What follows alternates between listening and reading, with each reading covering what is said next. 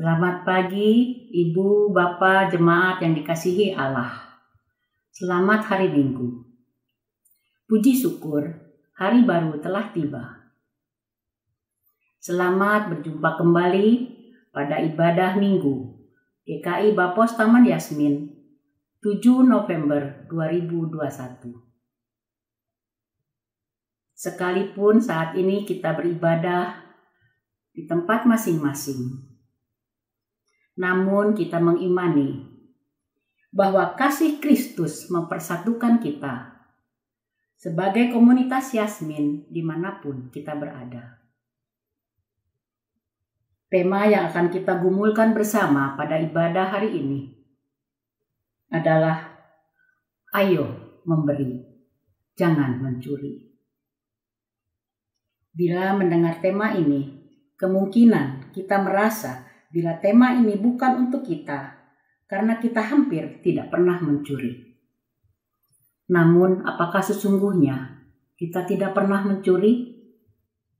Melalui tema ini, kita akan bersama ditegur, diingatkan kembali, bahkan diteguhkan saat menjalani penjarahan iman dalam realita hidup sehari-hari.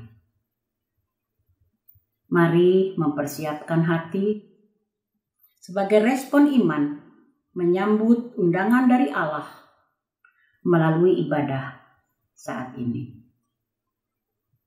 Kebenaran firman Tuhan akan dilayani oleh Bapak Pendeta Dimas Aryo Yuwono dari GKI Marta Dirja, Purwokerto. Jemaat diundang bangkit berdiri. Marilah kita mengawali ibadah dengan menyanyikan lagu pujian dari Kidung Jemaat 8, bait pertama, ke-6 dan ke-7. Bagimu Tuhan, nyanyianku.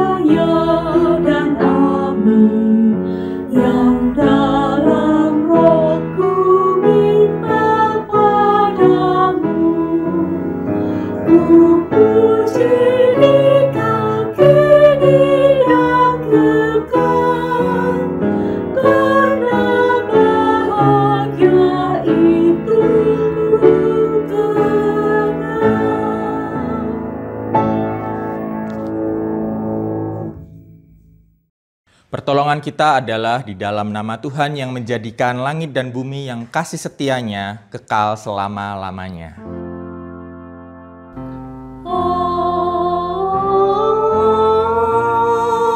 Amin. Amin.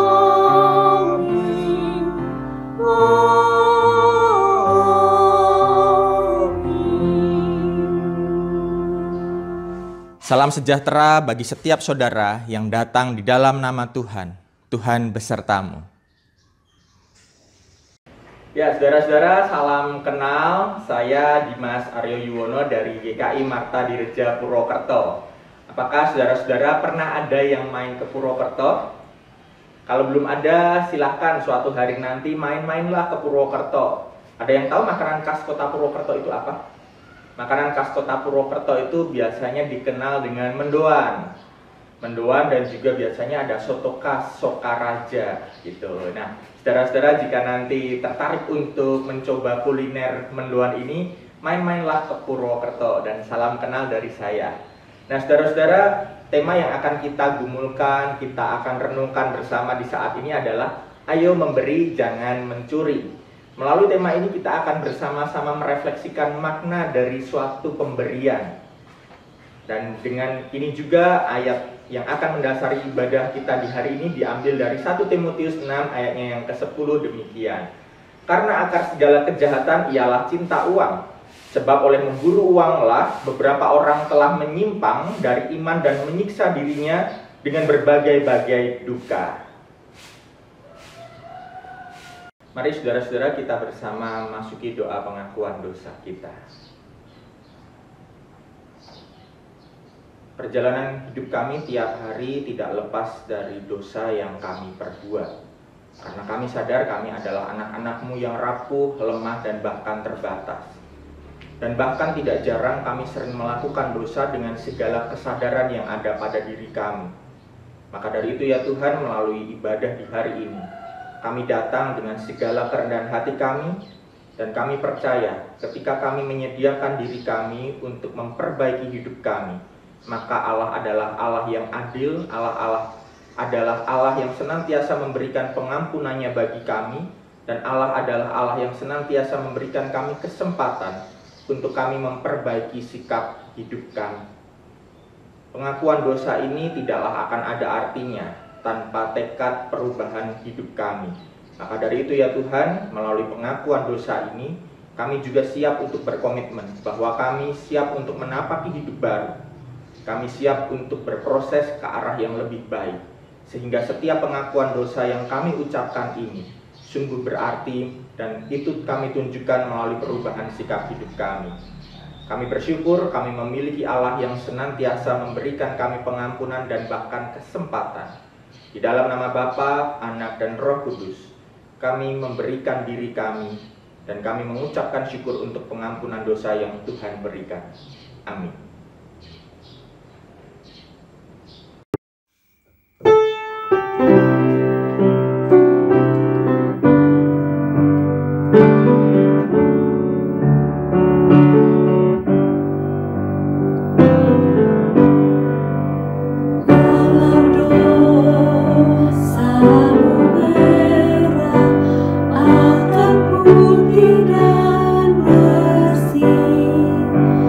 Walau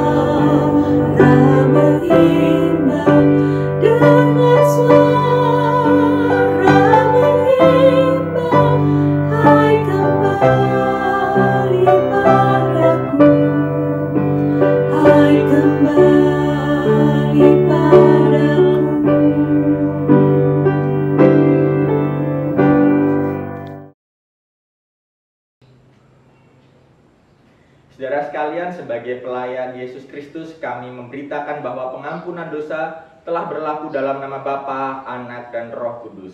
Dan marilah kita mendengar berita anugerah yang terambil dari 1 Petrus 1 ayat yang ke-18 sampai dengan yang ke-19 demikian.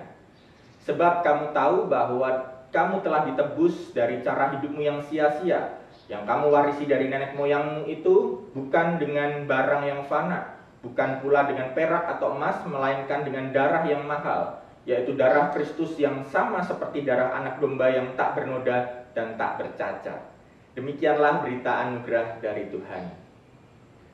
Salam damai untuk setiap kita yang hadir saat ini.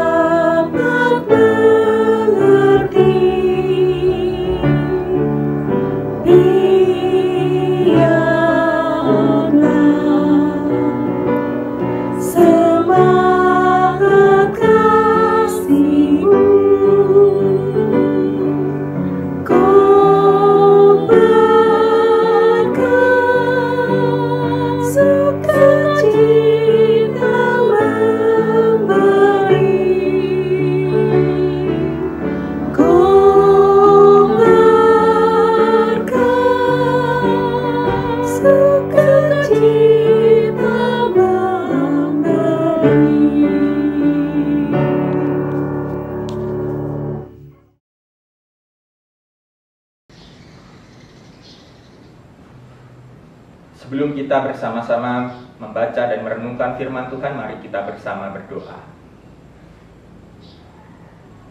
Kami menyadari Tuhan bahwa iman kami lemah, sehingga kami membutuhkan firman Tuhan untuk menjaga diri kami, untuk membangkitkan kesadaran kami senantiasa, dan untuk mengarahkan hidup kami sehingga selalu terarah kepada Kristus. Dan kami percaya Tuhan, ketika saat ini kami menyediakan diri kami untuk diperbaharui oleh firman Tuhan, maka ketika kami mengakhiri ibadah kami ini, kami siap untuk diutus di dalam peribadahan kami sehari-hari, dan kami diutus pun dengan cara berpikir yang baru dan dengan sikap hidup yang semakin baik dari waktu sebelum kami mengikuti ibadah ini. Dan karena kami percaya makna dari sebuah ibadah adalah pembaharuan hidup kami, dan kami menyediakan diri kami untuk diperbaharui oleh firman Tuhan. Dan biarlah melalui firman Tuhan ini pun akan menegur kami, menghibur kami, dan meneguhkan langkah iman kami.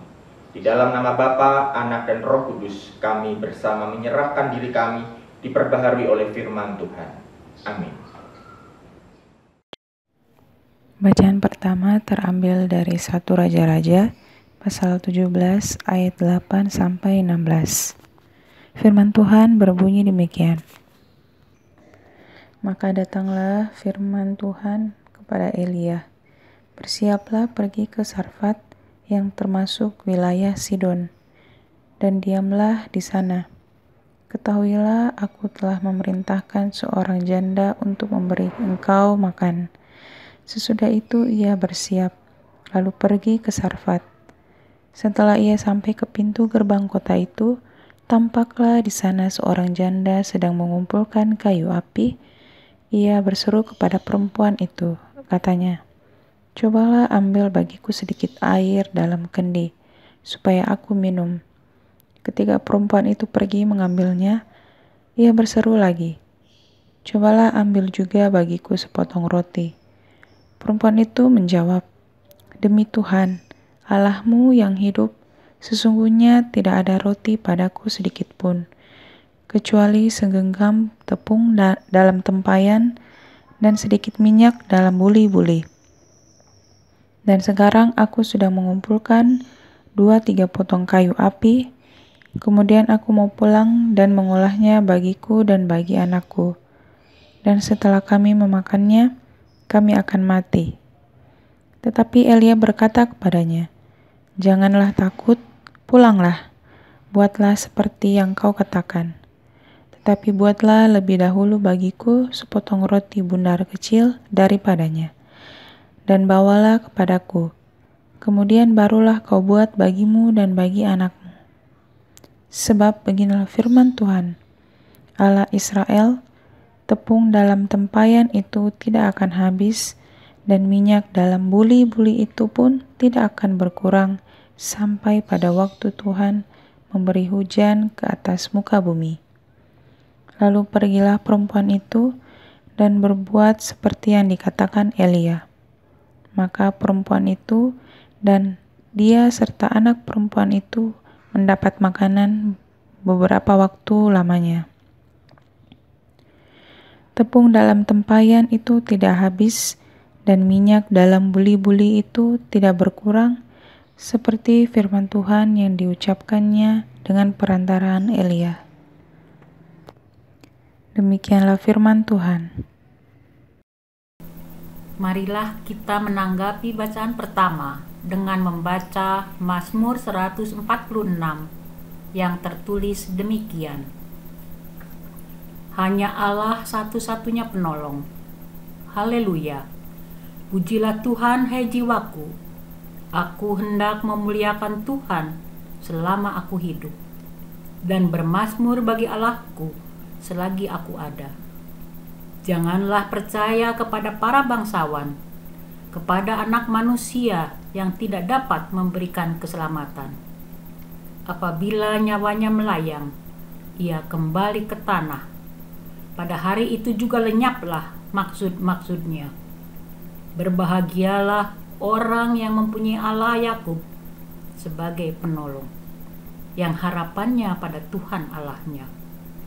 Dia yang menjadikan langit dan bumi, laut dan segala isinya, yang tetap setia untuk selama-lamanya, yang menegakkan keadilan untuk orang-orang yang diperas, yang memberi roti kepada orang-orang yang lapar.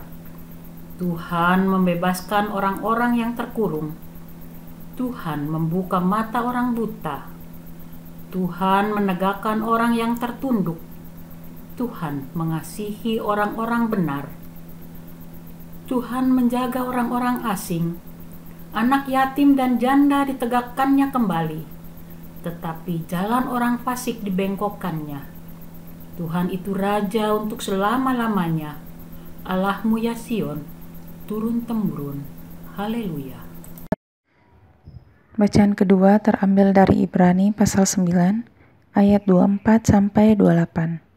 Firman Tuhan berbunyi demikian. "Sebab Kristus bukan masuk ke dalam tempat kudus buatan tangan manusia yang hanya merupakan gambaran saja dari yang sebenarnya, tetapi ke dalam surga sendiri untuk menghadap hadirat Allah guna kepentingan kita.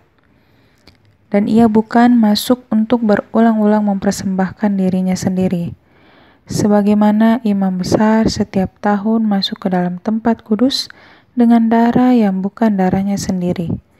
Sebab jika demikian, ia harus berulang-ulang menderita sejak dunia ini dijadikan. Tetapi sekarang ia hanya satu kali saja menyatakan dirinya pada zaman akhir untuk menghapuskan dosa oleh korbannya. Dan sama seperti manusia ditetapkan untuk mati hanya satu kali saja, dan sesudah itu dihakimi. Demikian pula Kristus hanya satu kali saja mengorbankan dirinya untuk menanggung dosa banyak orang. Sesudah itu ia akan menyatakan dirinya sekali lagi tanpa menanggung dosa untuk menganugerahkan keselamatan kepada mereka yang menantikan Dia. Demikianlah firman Tuhan.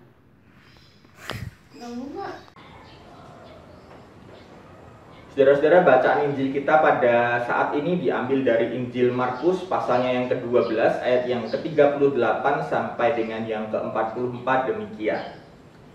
Dalam pengajarannya Yesus berkata, "Hati-hatilah terhadap ahli-ahli Taurat yang suka berjalan-jalan memakai jubah panjang dan suka menerima penghormatan di pasar, yang suka duduk di tempat terdepan di rumah ibadat dan di tempat terhormat dalam perjamuan, yang menelan rumah janda-janda, sedang mereka mengelabui mata orang dengan doa yang panjang-panjang. Mereka ini pasti akan menerima hukuman yang lebih berat."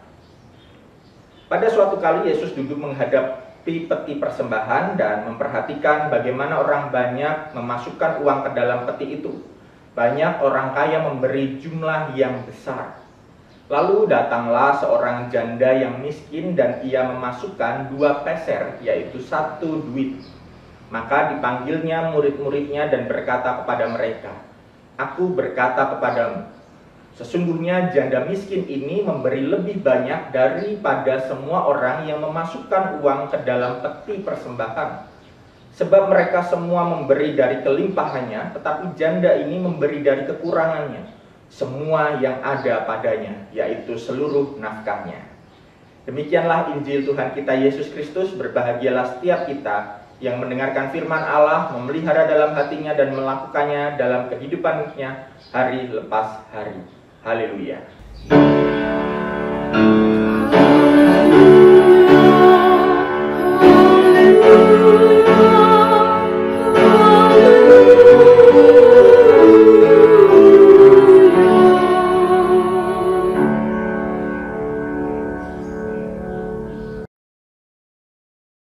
Nah, saudara-saudara, bicara tentang memberi nih. Soal memberi, ini pasti sudah diajarkan sejak sekolah minggu. Pasti kalau kita yang punya anak-anak dan anak-anak kita akan datang ke sekolah minggu, kita tidak akan lupa mengingatkan anak kita, selain berpakaian yang rapi, rajin mendengarkan firman yang nanti akan disampaikan, kita juga pasti akan bertanya, sudah membawa uang persembahan atau belum? Pasti kita mengingatkan anak kita. Saya aja dulu waktu kecil nih ya, saudara-saudara, ketika mau berangkat ke sekolah minggu, sudah di atas becak nih, tiba-tiba mama saya manggil tuh, "Dimas, sudah bawa uang persembahan belum?"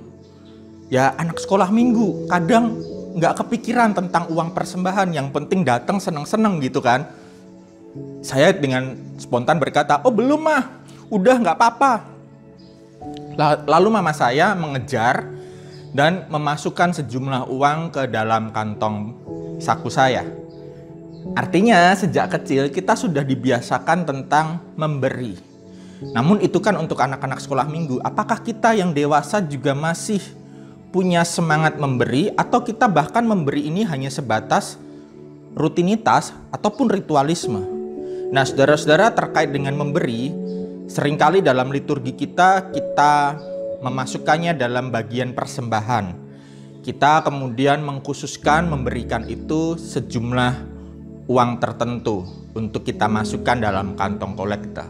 Memang hal ini baik, namun persembahan ini juga mudah membuat kita terjebak pada ritualisme. Soal memberi persembahan, bukankah ini sebuah panggilan? Di satu sisi baik, namun di satu sisi ini juga punya hal yang patut kita kritisi, yaitu soal ritualisme. Ajakan untuk memberi melalui tema ini tentu sangat baik. Namun di sisi lain juga sangat berbahaya karena mudah terjebak pada ritualisme belaka dan hanya sekedar melakukannya sebatas kewajiban. Makin diperparah ketika hal ini ada unsur transaksional dari pihak yang mengajak ataupun yang diajak. Contohnya, dahulu nih waktu saya masih SMA, saya teringat Teman saya ketika mengajak saya ke persekutuan, ke sebuah persekutuan Kristen tentunya ya, itu dia melakukan doa persembahan. Nah, di saat doa persembahan, kalimat itu masih terngiang di dalam pemikiran saya. Kalimatnya demikian nih saudara-saudara. Nanti saudara-saudara bisa mencoba membayangkan, dan bila ada sesuatu yang mengganjal bisa langsung di komen dalam hati ya. Kalimatnya begini: Tuhan, kami bisa mengumpulkan persembahan ini, dan ini adalah sebagai wujud ungkapan syukur kami. Kami percaya Tuhan akan melipat gandakan persembahan kami 30, 60, 90, bahkan 100 kali lipat. Di dalam nama Tuhan Yesus Kristus kami berdoa. Bayangkan, saudara-saudara, itu adalah kalimat doa persembahan dari teman saya di waktu SMA. Sontak saat itu saya langsung kaget. Wow, kalau begitu tinggal berinvestasi kepada Tuhan. Wow, ini sebuah pemberian kepada Tuhan, kok jadi semacam ada transaksional ya. Kalau aku memberi, maka aku harus mendapat baliknya. Dan bahkan kita seringkali juga mengajak orang memberi dengan embel-embel dan dengan motif transaksional loh. Coba kita perhatikan. Ada nggak di antara saudara-saudara yang berkata demikian ketika ingin mengajak sahabatnya melakukan pelayanan? Ayo ikut pelayanan. Udah nggak apa-apa, kalaupun repot-repot, nanti upahmu besar di surga. Sering nggak kita mengucapkan kalimat, udah nggak apa-apa, nanti upahmu besar di surga? Sering mendengar kalimat itu? Nah, jika ada yang pernah mengucapkan itu, mari kita bersama-sama berefleksi. Nah, saudara-saudara, terkait dengan persembahan, terkait dengan pemberian, maka saya mau mengkhususkan hal ini ke dalam tindakan manusia. Manusia adalah pribadi yang senantiasa memberi. Namun, tindakan manusia ini pun ingin saya bagi menjadi dua. Yang pertama adalah tindakan manusiawi atau disebut actus hominis. Yang kedua adalah tindakan manusiawi, actus humanus. Bedanya apa? Kelihatannya sama. Nah, kita mau belajar sedikit dari dua kata tersebut. Yang pertama terkait dengan tindakan manusia atau actus hominis. Hal ini adalah sebuah tindakan yang dilakukan oleh manusia hanya berdasar kebiasaan belaka, dan bahkan kadang dilakukannya tanpa sadar karena sudah terjadi begitu saja. Sudah rutin dilakukan dari waktu ke waktu. Jadi melakukannya hanya sebatas kewajiban belaka. Tindakan ini bahkan hampir tidak bisa dinilai oleh orang lain. Yang dapat menilai hanyalah diri sendiri dan Tuhan. Contohnya, semisal memberikan persembahan, semisal melakukan berbagai tindakan, kita tidak tahu. Orang lain juga tidak tahu apakah ketika kita melakukan tindakan tersebut, kita melakukannya dengan sepenuh hati atau hanya sebatas kebiasaan. Yang dilihat orang lain, kita melakukan sebuah tindakan yang nampak baik, namun ternyata kita melakukannya hanya sebatas kebiasaan belaka. Dan yang kedua adalah tindakan manusiawi atau actus humanus. Tindakan ini dilakukan dengan kesadaran penuh. Artinya, ketika kita melakukan tindakan ini, kita melakukannya dengan kesadaran dan pengetahuan terhadap dasar iman yang kita miliki, sehingga setiap tindakan kita itu memiliki makna. Bahkan kadang orang yang bertindak dengan kesadaran akan berani melakukan suatu tindakan yang nampak berbeda dari orang kebanyakan karena dia melakukannya dengan kesadaran, dengan dasar yang kuat, dan berani untuk bertanggung jawab terhadap setiap yang dia lakukan. Nah, inilah yang membedakan antara actus hominis dan actus humanus. Beda ya. Saya ingin mengajak kita melihat contoh-contohnya. Contohnya nih, kalau orang yang melakukan tindakan actus hominis, itu biasanya memasukkan kantong persembahan hanya karena, aduh kalau nanti nggak memasukkan uang ke kantong persembahan, nanti dilihatin orang. Nanti tidak enak dilihat yang sebelahnya. Akhirnya memberikan persembahan bukan lagi sebatas karena dia sukacita, dia mengucap syukur, namun agar tidak dirasani oleh orang, atau hanya karena perasaan sungkan. Saya pernah loh Bapak Ibu, tidak membawa uang, datang ke gereja, lalu sengaja saya tidak memasukkan uang di saat liturginya persembahan. Liturgi bagian persembahan maksudnya. Lalu kemudian orang yang di sebelah saya langsung melihatin saya terus. Kantongnya udah lewat pun dilihatin terus. Nah akhirnya karena orang tidak merasa enak dilihatin, orang akhirnya memasukkan nominal tertentu yang penting dilihat oleh orang lain sudah memasukkan persembahan.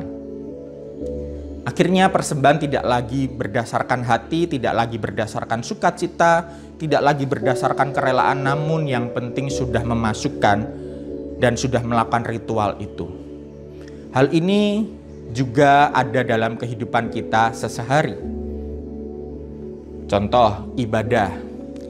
Ibadah, apakah kita melakukannya berdasarkan kesadaran dan dasar iman yang penuh, atau kita sebatas absen?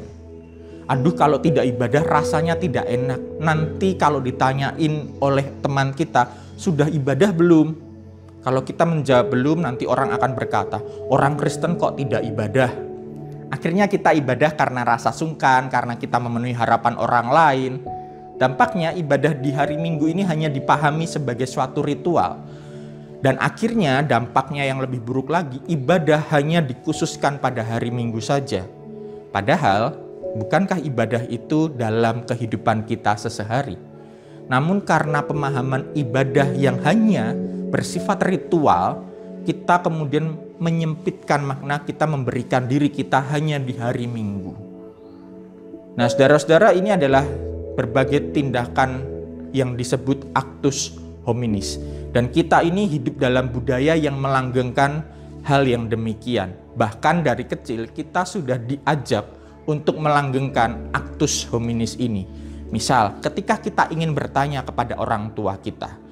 Ketika kita bertanya lalu kemudian kita menjawab pertanyaan anak kita dengan kalimat, ya sudah ikutin saja. Toh dari dulu sudah biasa begitu. Ketika kita ingin mengajak anak kita melakukan sesuatu dan anak kita bertanya, "Mah, Pah, kenapa melakukan ini?" Ya sudah dari dulu begitu. Atau ketika anak kita bertanya, apakah kita bisa menjawab dengan dasar yang kuat, yang bisa dipertanggungjawabkan, atau kita menjawab berdasarkan kebiasaan yang sudah-sudah. Jangan heran kalau kemudian anak kita saat besar nanti juga akan menjawab dengan kata pokoknya dulu begitu diajarinya. Nah, tindakan seperti ini adalah tindakan yang disebut actus hominis. Melalui tema ini kita akan belajar untuk melakukan tindakan iman yang disebut memberi dengan penuh kesadaran dan tanggung jawab, sehingga setiap pemberian kita itu betul-betul kita sadari dan didasari dengan dasar iman yang kuat, serta kita punya tujuan ketika kita memberi, bukan hanya asal memberi. Mari kita bersama melihat ayat bacaan kita di Markus 12 ayat 38 sampai 40. Kita melihat di sini saya sudah memberikan huruf yang saya cetak di warna kuning. Ada kalimat mereka mengelabui mata orang dengan doa yang panjang-panjang. Di sini kita lihat juga di ayatnya yang ke-41 ada kata yang saya cetak kuning juga, memperhatikan bagaimana orang banyak memasukkan uang ke dalam peti.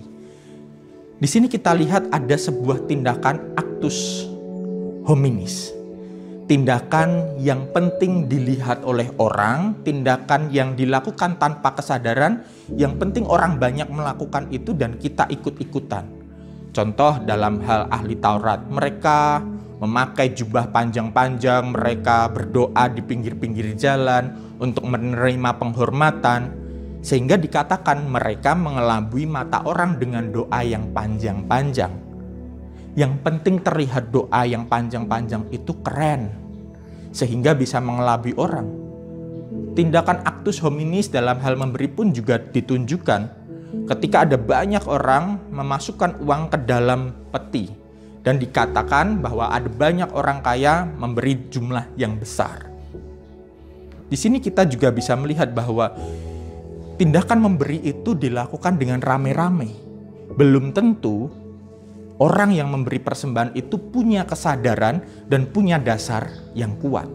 Maka dari itu, ayat 41 sampai 44 itu adalah sebuah teguran Yesus sebuah pengajaran Yesus untuk setiap para pengikutnya untuk bisa memiliki sikap iman yang didasari dengan kesadaran. Jadi beriman dengan kesadaran yang penuh. Kita bisa baca bersama-sama di ayat 41 sampai 44. Ayat yang saya berikan warna merah itu untuk memudahkan kita. Pada suatu kali Yesus duduk menghadapi peti persembahan dan memperhatikan bagaimana orang banyak memasukkan uang ke dalam peti itu. Banyak orang kaya memberi jumlah yang besar. Lalu datanglah seorang janda yang miskin dan ia memasukkan 2 peser, yaitu 1 duit. Maka dipanggilnya murid-muridnya dan berkata kepada mereka, "Aku berkata kepadamu, sesungguhnya janda miskin ini memberi lebih banyak daripada semua orang yang memasukkan uang ke dalam peti persembahan. Sebab mereka semua memberi dari kelimpahannya, tetapi janda ini memberi dari kekurangannya, semua yang ada padanya, yaitu seluruh nafkahnya." Saudara-saudara, 2 perikop ini seolah-olah terpisah. Tadi kita di awal perikop kita melihat tentang ahli Taurat yang berdoa panjang-panjang. Lalu pada perikop berikutnya kita melihat persembahan janda yang miskin. Nampaknya perikop ini terpisah, tapi jika kita membacanya secara teliti, kedua perikop ini memiliki keterkaitan dan makna yang mendalam. Saya membaca salah satu tulisan dari Turid Carlsen Seim. Beliau adalah profesor teologi perjanjian baru di Universitas Oslo, Norwegia. Nah, beliau menyampaikan pandangannya bahwa janda miskin ini harus dilihat dalam 2 kontras. Ketika saya membaca bagian itu, saya semakin antusias lagi. 2 kontras itu apa? Kata kontras itu memiliki makna, yaitu memperlihatkan perbedaan yang sangat mencolok bila hal itu dibandingkan. Jadi ada 2 kontras nih, ada 2 hal yang punya perbedaan sangat mencolok bila itu diperhatikan dan dibandingkan. Yang pertama, janda miskin ini kontras dengan para ahli Taurat yang hidupnya di mata orang nampak sempurna, tapi ternyata punya kebobrokan yang jarang terekspos oleh banyak orang. Kita bisa lihat itu di ayat yang ke-38 sampai 40. Kelihatannya ahli Taurat pakai jubah-jubah yang panjang-panjang, menerima penghormatan dari orang karena sikap ibadah mereka, menunjukkan seolah-olah orang yang sangat mulia, sangat baik. Tapi ternyata mereka mengambil keuntungan dengan berlebih dari janda-janda dan bahkan menelan rumah-rumah janda-janda miskin. Sungguh sebuah tindakan yang sangat tidak manusiawi, tapi terlihat oleh orang baik. Kontrasnya apa dengan janda miskin ini? Janda miskin yang memberikan persembahan itu, bila dibandingkan dengan ahli Taurat, pasti akan sangat ekstrim perbandingannya. Yang satu sangat baik dari segi agama, yang satu sangat buruk dari segi agama. Janda di mata agama saat itu pasti sudah sangat buruk. Yang kedua adalah janda ini juga kontras dengan orang-orang kaya yang memberi dalam kelimpahan. Kita melihat janda miskin. Orang-orang kaya memberikan dalam jumlah yang sangat-sangat besar, sedangkan janda miskin ini memberikan jumlah yang sangat-sangat sedikit. Dan bahkan mungkin yang diberikan janda itu tidak akan bisa melampaui sedikitnya orang-orang kaya tersebut. Jadi di sini kita bisa melihat janda miskin ini secara agama sudah buruk, jauh dari sempurna, dan secara ekonomi juga buruk. Namun kita mau melihat apa sih makna janda miskin ini memberikan uang persembahan yang nominalnya sangat sedikit. Dan kenapa dia harus melakukan itu di depan banyak orang. Padahal kalau dia mau memberikan bisa memberinya nanti saja, tidak usah terlihat oleh banyak orang. Maknanya adalah ketika kita melihat janda miskin ini tampil di hadapan banyak orang dan bahkan seorang diri, janda miskin ini melakukan sebuah tindakan yang menentang konteks sosial di saat itu. Konteks sosial apa yang ditentang oleh janda miskin itu? Konteks sosial ekonomi dan juga keagamaan yang mengeksploitasi dan mendiskriminasi pada saat itu. Tindakan yang dilakukan oleh janda miskin ini tindakan yang dilakukan dengan penuh kesadaran dan dengan dasar iman yang kuat. Kita bisa bayangkan kalau janda miskin ini tidak punya dasar yang kuat, tidak punya kesadaran yang kuat, maka dia pasti tidak akan berani tampil seorang diri dengan segala kebobrokannya di mata masyarakat dan dengan segala kemiskinannya juga di mata masyarakat, pasti akan malu. Tapi ketika dia berani melakukan hal itu sendirian, pasti dia punya makna dan dia melakukannya dengan kesadarannya. Dia sendirian loh. Jadi bisa Bapak Ibu bayangkan, saudara-saudara bayangkan, ketika ada banyak orang rame-rame memberi, jumlahnya besar, tiba-tiba dia datang sendirian, orang-orang melihat dia, ada janda memberikan. Wah, dia pasti tidak layak, dia tidak layak untuk memberikan di bait Allah. Janda masa memberi sih? Dan sudah gitu memberinya sedikit pula. Jadi tindakan yang dilakukan janda ini adalah tindakan perjuangan untuk menentang konteks sosial di saat itu. Konteks sosial, ekonomi, dan keagamaan.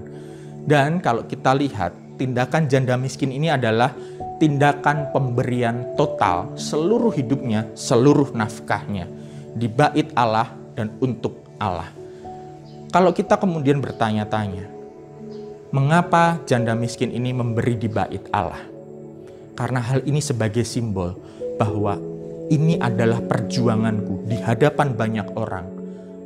Dia menjadi simbol perjuangan kaum-kaum yang dieksploitasi saat itu. Tindakan pemberian diri secara total.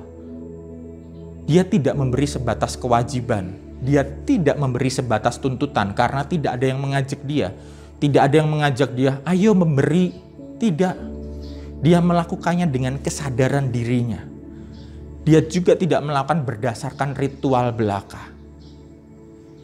Jadi di sini kita melihat bahwa pemberian pada Allah diwujudkan oleh janda miskin ini melalui perjuangan menentang sistem keagamaan dan ekonomi yang mendiskriminasi orang-orang pada saat itu. Tindakan janda miskin ini adalah pemberian seluruh hidupnya. Dan dari sini kita bisa belajar bersama, ternyata tindakan janda miskin itu menggerakkan Yesus untuk menyampaikan pandangan etisnya, pandangan teologisnya Yesus. Kita mau lihat bahwa Yesus berkata, sesungguhnya janda miskin ini memberi lebih banyak daripada semua orang. Janda ini memberi dari kekurangannya semua yang ada padanya. Itulah tanggapan Yesus ketika Yesus melihat perjuangan janda itu. Janda ini bukan hanya memberi. Janda ini tidak memberi uang. Uang itu hanya sebagai simbol. Namun yang terlebih penting yang dilihat oleh Yesus, janda ini memberikan seluruh hidupnya dan Yesus melihat perjuangannya untuk menampilkan diri di hadapan banyak orang bahwa janda pun bisa memberikan persembahan, orang miskin pun bisa memberikan persembahan. Jadi di sini kita melihat perhatian Yesus ternyata membalik posisi antara janda miskin dan orang-orang kaya di saat itu, dan juga perhatian Yesus bisa kita lihat membalik posisi antara ahli Taurat yang nampak saleh dibandingkan dengan janda miskin di saat itu. Dan Yesus menjadikan janda miskin ini sebagai model dan juga teladan iman di dalam hal perjuangan konkret yang dilakukan dengan pemberian total. Ini yang ingin disampaikan Yesus kepada orang-orang yang mendengar saat itu. Dari yang semula orang kagum terhadap ahli Taurat dan orang kaya yang memberi dalam jumlah besar, Yesus justru mau mengajak orang untuk melihat seorang janda miskin yang memberikan seluruh hidupnya. Lihatlah janda miskin itu. Dia memberikan hidupnya seutuhnya melalui perjuangan. Dan itu yang kemudian dijadikan teladan iman oleh Yesus bagi banyak orang. Teladan iman yang semula ahli Taurat, orang kaya, sekarang teladan imannya adalah orang yang dipandang tidak pantas di mata masyarakat, yaitu janda miskin. Dan ternyata perjuangan janda miskin itu tidak sia-sia, karena Yesus melihat perjuangannya, pemberian hidupnya secara total. Kalau selama ini kita berbicara tentang memberi, kita selama ini hanya berbicara soal uang. Memberi soal uang, soal barang, waktu, pikiran, dan tenaga. Ternyata melalui teks ini kita melihat bahwa memberi itu lebih dari uang, lebih dari barang, lebih dari waktu, lebih dari pikiran. Ternyata yang dimaksud adalah memberi itu adalah memberi seluruh hidup, bukan sebagian, bahkan dengan segala keterbatasan kita. Ketika kita memberi atau melakukan sesuatu, kita melakukannya bukan asal-asalan, tapi kita juga melakukannya dengan menggunakan seluruh kemampuan yang kita miliki. Dan kita ketika memberi juga harus punya kemauan dan juga kesadaran, serta kemauan juga untuk mengembangkan diri. Bedanya orang yang memberi seluruh hidupnya dengan orang yang memberi sebagian adalah ketika orang memberi sebagian hidupnya, orang ini hanya melakukan sebatas yang dia bisa lakukan. Seluangnya waktu, kalau bahasanya zaman sekarang, kalau orang mengajak orang lain ya, yuk pelayanan, aduh aku lagi sibuk, aduh aku lagi ada banyak kerjaan. Nah, ini hanya memberikan sebatas, ya, sebagian. Tapi kalau orang memberikan seluruh hidupnya, orang ini akan berkata, baik, aku akan melakukan semaksimalku, sebisaku, tapi aku akan mengerjakannya dengan sebaik mungkin, dengan effort yang sangat besar, bahkan terus berusaha untuk mengupgrade diri. Yang kedua adalah, memberi ini adalah simbol dari perjuangan. Mengapa perjuangan? Karena ketika kita melakukan pemberian dalam hal apapun itu, akan ada sesuatu hal yang hilang dari dalam diri kita, sehingga hal itu membutuhkan perjuangan. Jika kita memberi tanpa ada suatu hal yang hilang atau pengorbanan, bisa jadi itu memberi hanya sebatas formalitas. Contoh orang kaya dalam bacaan kita tadi, memberi dalam jumlah besar, tetapi apakah pemberian itu mengakibatkan dia kemudian menjadi miskin, ataukah banyak yang hilang? Ternyata tidak. Dia masih sangat kaya. Dan di sini kita mau bersama-sama melihat bahwa ketika kita memberi dengan perjuangan, hal ini berarti membutuhkan sebuah keberanian untuk kehilangan sesuatu dari dalam diri kita. Namun kalaupun itu hilang, kita memang memberikannya untuk Tuhan. Karena memang semua yang ada pada diri kita itu kan punya Tuhan. Saya ingin berbagi sebuah kisah perjuangan terkait dengan pemberian semasa saya remaja. Ini bukan pemberian saya, namun saya ingin memberikan contoh dari satu komisi remaja pemuda di GKI Sragen, tempat di mana saya saat itu bertumbuh. Saudara-saudara, saat itu GKI Sragen itu adalah komisi yang bisa dikatakan anak tiri. Jadi di dalam GKI Sragen, Komisi Remaja Pemuda ini anak tiri, karena ya biasalah ya, komisi remaja di mana-mana kalau punya program kemungkinan besar kalau bisa jangan mahal-mahal. Atau kemudian kalau yang perlu kita tahu juga adalah GKI Sragen ini adalah gereja yang sangat-sangat kecil, bahkan bisa dibilang kurang secara dana. Namun yang menarik adalah gereja ini, Komisi Remaja Pemuda GKI Sragen, tempat saya bertumbuh saat itu, punya semangat. Saat itu mendatangkan seorang artis. Bapak Ibu masih ingat jika di tahun 2000 ada seorang artis yang cukup terkenal, yaitu bernama Frankie Sihombing. Nah, saya tidak mau menyoroti soal artisnya, tapi perjuangan anak-anak remaja di dalam memberi dirinya saat berusaha memikirkan berbagai macam cara untuk mendatangkan artis tersebut. Gereja yang sangat kecil, gereja yang tidak punya dana, dan bahkan program ini tidak didukung oleh majelis. Didukungnya sih didukung boleh jalan asal mencari dana sendiri. Akhirnya kami mencari dana sendiri. Bayangkan di saat itu tahun 2000 sedang proses krisis ekonomi dan sedang proses untuk memanggil artis, bahkan kami ini anak-anak remaja. Apa yang bisa kami lakukan? Di tahun segitu yang bisa kami lakukan adalah jualan roti dan kue. Zaman dahulu kita pre-order, kalau zaman sekarang dikenal dengan open PO.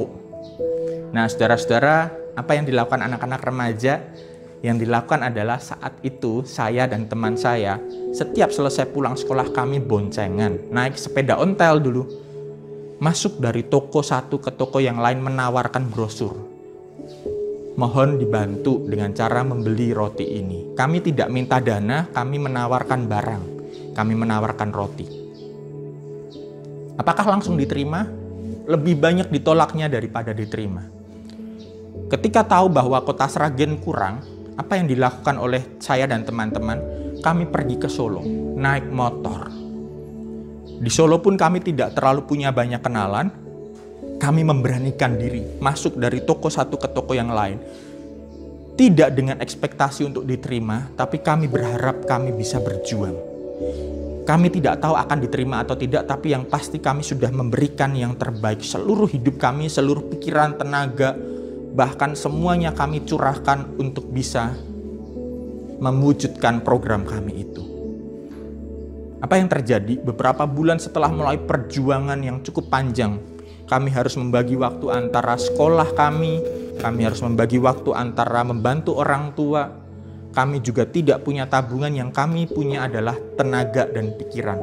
Kami maksimalkan di situ. Akhirnya dana terkumpul. Gereja yang sangat kecil, komisi remaja pemuda yang sangat kecil, bisa menjadi berkat bagi gereja-gereja di sekitar Sragen dengan cara mengundang untuk hadir di acara tersebut. Itulah wujud pemberian. Apa? Perjuangan secara total, memberikan diri secara seutuhnya. Kami melakukan itu dengan sebuah kesadaran bahwa kami melakukan ini untuk Tuhan. Bukan karena kami mencari nama, wah komisi remaja GKI Sragen keren ya. Tidak, kami melakukan ini karena kami sadar kami sudah pernah mengalami anugerah Tuhan. Jadi kami melakukan tindakan pemberian total, seluruh diri kami yang kami wujudkan melalui perjuangan untuk mencapai program tersebut. Nah, saudara-saudara, dari kisah ini kita bisa melihat bahwa pemberian itu adalah perjuangan. Memberi adalah tindakan perjuangan yang dilakukan dengan kesadaran penuh, dasar iman yang tepat, dan merupakan respon iman kepada Allah. Bukan sebatas ikut-ikutan, bukan sebatas memenuhi kewajiban, bukan sebatas rasa sungkan terhadap orang lain, dan bukan sebuah perintah maupun ajakan. Karena memberi itu lahir dari hati yang mau berjuang untuk berkorban. Amin. Mari kita bersama memasuki saat teduh kita.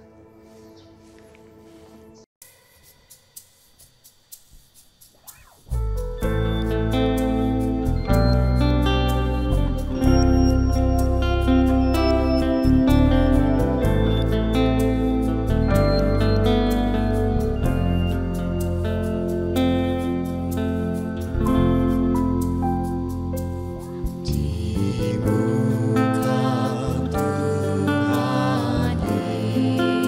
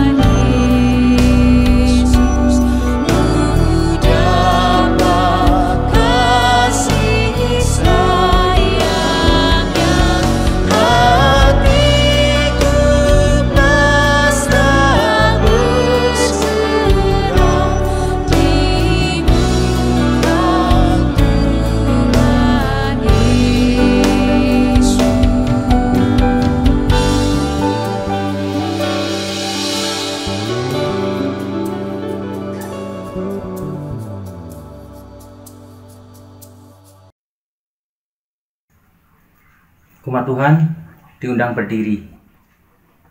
Bersama dengan umat Allah dari segala abad dan tempat, kita ikrarkan pengakuan iman seturut dengan pengakuan iman rasuli. Demikian. Aku percaya kepada Allah, Bapa yang Maha Kuasa, Khalik langit dan bumi, dan kepada Yesus Kristus, Anak yang tunggal Tuhan kita, yang dikandung dari Roh Kudus, lahir dari anak darah Maria, yang menderita sengsara di bawah pemerintahan Pontius Pilatus, disalibkan, mati dan dikuburkan, turun ke dalam kerajaan maut. Pada hari yang ketiga bangkit pula dari antara orang mati, naik ke surga, duduk di sebelah kanan Allah, Bapa yang Maha Kuasa, dan dari sana akan datang untuk menghakimi orang yang hidup dan yang mati. Aku percaya kepada Roh Kudus, gereja yang kudus dan am, persekutuan orang kudus, pengampunan dosa, kebangkitan orang mati, dan hidup yang kekal. Amin. Mari saudara-saudara, kita mewujudkan kepedulian kita dan keprihatinan kita untuk berbagai hal di luar diri kita melalui doa syafaat. Mari kita bersama berdoa. Tuhan, sebagai wujud cinta, kasih, dan kepedulian kami terhadap bangsa ini, kami berdoa untuk pemerintah pusat maupun daerah yang saat ini tengah berjuang untuk membangkitkan kembali ekonomi di setiap daerah. Kami percaya Tuhan, sedikit demi sedikit, perlahan-lahan ekonomi kami akan pulih dan bangkit kembali seperti sedia kala. Dan bahkan kami percaya, melalui setiap tempaan di masa pandemi kemarin, kami belajar banyak hal, yaitu mengenai kreativitas di dalam setiap sektor usaha. Sehingga masa pasca pandemi esok, kami percaya kehidupan ekonomi akan semakin baik karena ada berbagai inovasi yang sudah terjadi. Kami juga berdoa ya Tuhan untuk program vaksinasi. Kami berharap setiap kami memiliki kesadaran untuk menyediakan diri diberi vaksin, dan bila memungkinkan kami juga mendukung setiap program pemerintah terkait dengan vaksinasi dengan cara kami mensupport orang-orang yang saat ini masih memiliki keraguan maupun ketakutan terhadap vaksin. Kami bisa mendampingi, kami bisa mensupport melalui kata-kata yang menguatkan, sehingga sahabat-sahabat kami yang memiliki rasa takut dan ragu terhadap vaksin ini pun bisa memiliki kemauan untuk menerima vaksin. Kami juga berdoa ya Tuhan untuk GKI bersama dengan gereja-gereja di Indonesia di dalam menjalankan tugas dan panggilannya di tengah-tengah Nusantara ini. Kami percaya setiap gereja memiliki tugas dan panggilannya masing-masing, memiliki konteks, memiliki cara hidup di dalam menjawab setiap pergumulan di daerahnya masing-masing. Namun satu yang menyatukan kami adalah kami hidup di Indonesia, dan kami hidup untuk memajukan Indonesia serta menjawab tantangan yang ada di Indonesia, didasari pada kasih Kristus yang senantiasa memberikan semangat untuk membebaskan. Kami juga berdoa ya Tuhan untuk pergumulan jemaat Bapos Taman Yasmin, para simpatisan, keluarga, anggota Bapos Yasmin, dan setiap jemaat Bapos Yasmin yang saat ini sedang bergumul di dalam kelemahan tubuhnya. Tuhan yang senantiasa memberikan kepedulian, kekuatan, dan bahkan semangat untuk mereka terus berjuang melawan rasa sakitnya. Kami tahu pergumulan jemaat Bapos Taman Yasmin tidaklah mudah. Bahkan kadang ada rasa lelah, kadang ada rasa kecewa, kadang ada rasa ingin berhenti dari perjuangan ini. Namun kami teringat bahwa Roh Kudus Tuhan telah dicurahkan bagi setiap kami.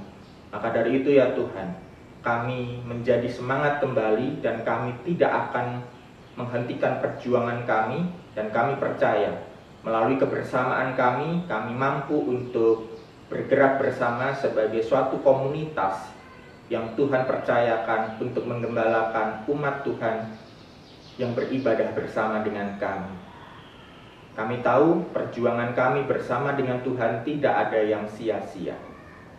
Suka dan duka di dalam proses perjuangan kami sebagai komunitas Yasmin menjadi sebuah perjuangan yang semakin mempererat kekeluargaan kami, karena kami percaya kasih Kristus senantiasa mengikat dan menguatkan kami. Kami juga berdoa ya Tuhan untuk setiap program pelayanan dari Bapos Taman Yasmin. Melalui setiap program pelayanan yang kami berikan, kami mampu untuk memberikan semangat pengharapan bagi setiap anggota yang bergabung bersama dengan kami. Sehingga melalui setiap program pelayanan ini, kami mampu menghadirkan pengharapan dan kasih Kristus bagi setiap mereka yang membutuhkan pengharapan. Tuhan, inilah wujud cinta kasih kami, inilah wujud kepedulian kami terhadap negara kami, dan juga terhadap persekutuan kami di Bapos Taman Yasmin ini. Di dalam nama Bapa, Anak, dan Roh Kudus, kami rindu untuk menyanyikan doa yang Tuhan ajarkan pada kami.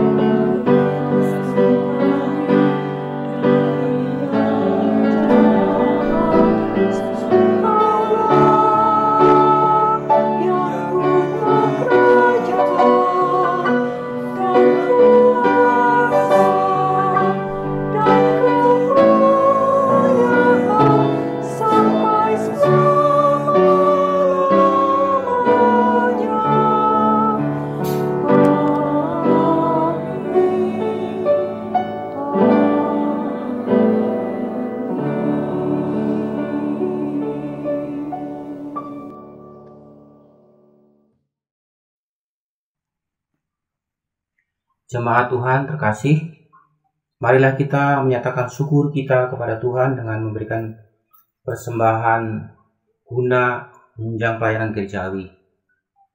Persembahan dapat ditransfer ke rekening BNI dengan nomor rekening seperti tertera pada layar, atau dimasukkan dalam amplop diserahkan kepada bendahara gereja ketika sudah dapat beribadah kembali secara normal.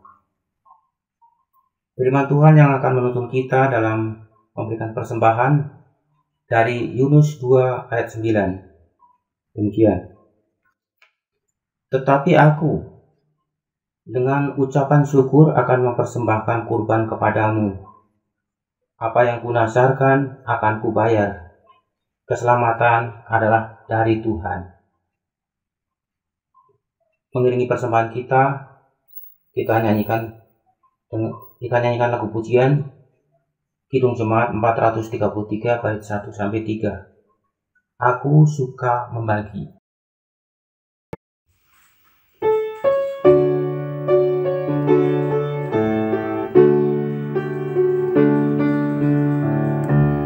Aku suka membagi pada orang tak punya, agar Tuhan dipuji tiap orang di dunia.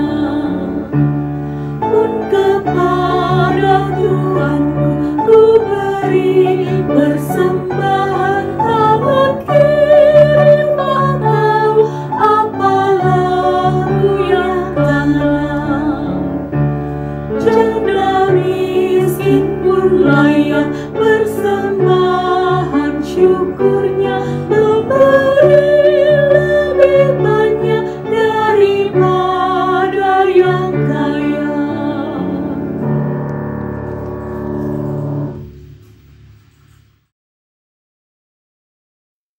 Umat Tuhan diundang berdiri. Marilah kita menyerahkan persembahan kita di dalam doa. Kita berdoa. Ya Tuhan, Allah Bapa Surgawi, Allah yang Maha Kasih, sumber segala berkat. Terima kasih untuk anugerah terbesar di dalam hidup kami, juga keselamatan di dalam Tuhan Yesus Kristus. Dalam kebaktian ini, ya Tuhan, kami membawa persembahan syukur kami kepadamu. Terimalah dan berkatilah agar berguna untuk pekerjaan yang memuliakan nama Tuhan. Tolonglah kami agar dapat mempersembahkan hidup kami kepadamu. Terpujilah Allah Bapa kami yang Maha Baik. Kami berdoa di dalam nama Tuhan Yesus Kristus. Amin. Ibadah ini akan segera berakhir, tapi hidup yang beribadah akan terus berlangsung. Dengan sukacita kita bersama menyanyikan lagu pujian pengutusan dari NKB 130 bait 1, 2, dan 4. Hidup yang jujur.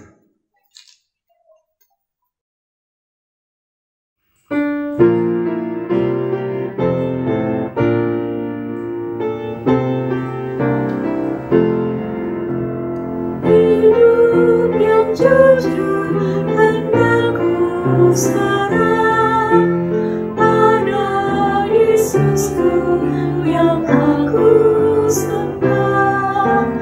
Persekutuan pesan kudus ingin ku ikat dengan penebus.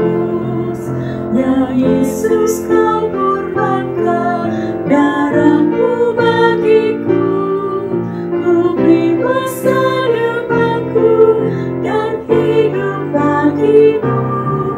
Hatiku ku serahkan menjadi takhtamu, ku minta kuasailah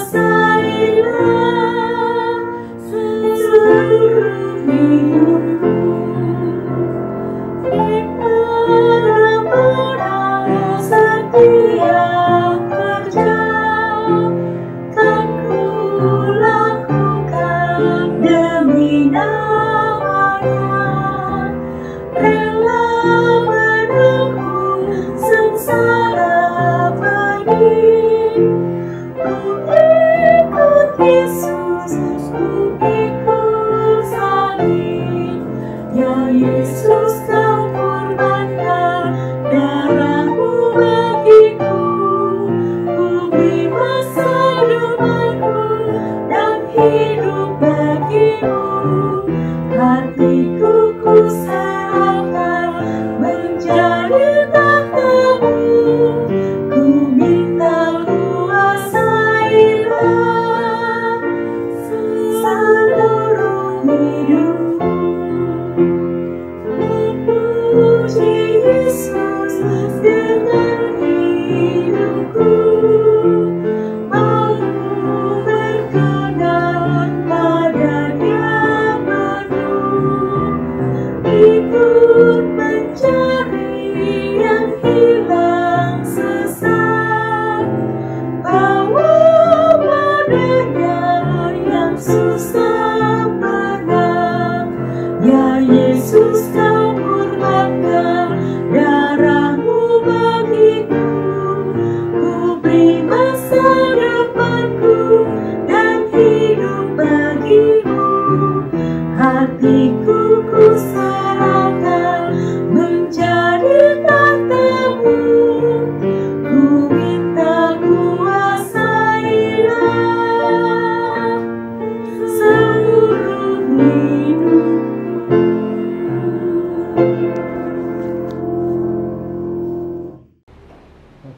Umat yang dikasihi Tuhan dimanapun kita berada, agar kita dimampukan untuk menjadi pribadi yang mampu memberi diri kita seutuhnya, maka arahkanlah hatimu kepada Tuhan.